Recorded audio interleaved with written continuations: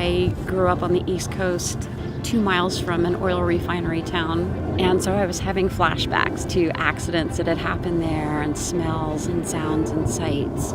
I didn't want that to happen to Fruit Valley. I didn't want my family and neighbors put at risk. I've got 3 boys at home, and I want what's best for them, and this oil terminal wouldn't have done anything good for them.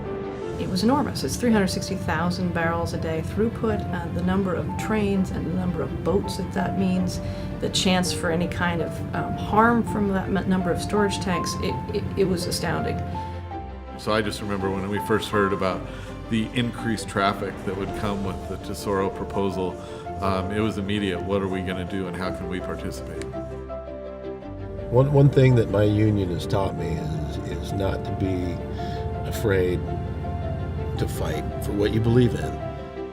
People started getting up in arms and taking up the fight right alongside and saying, we need some change, we need something different to happen, we need people in those offices that are going to speak for us.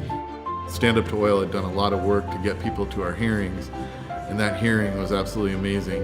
The coalition wasn't just a few elected officials, it was our tribal partners, our partners in the environmental community, our elected officials, and the people that just care about a community.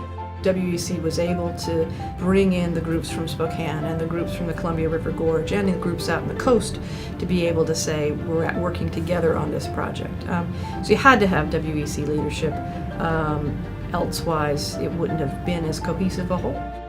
Through the legal process, Earthjustice, Jeanette and Kristen are amazing. They went so far above and beyond what I felt any attorney would have done. With the coalition, with WEC, we gathered 1.3 million petitions against oil terminals. And we showed up with WEC a year and a half ago on the Capitol steps and presented Carried them into the governor's office. That was fun. We've stopped every coal terminal that's been proposed. We stopped every oil and gas terminal that's been proposed. And along the way, there might be 3 or 4 victories in each win. Like when we get Eric LeBrant elected, that's a victory. When we get Don Orange elected, that's a victory. When we get FSEC to rule unanimously against the oil terminal, that's a victory. Don Orange has 64%.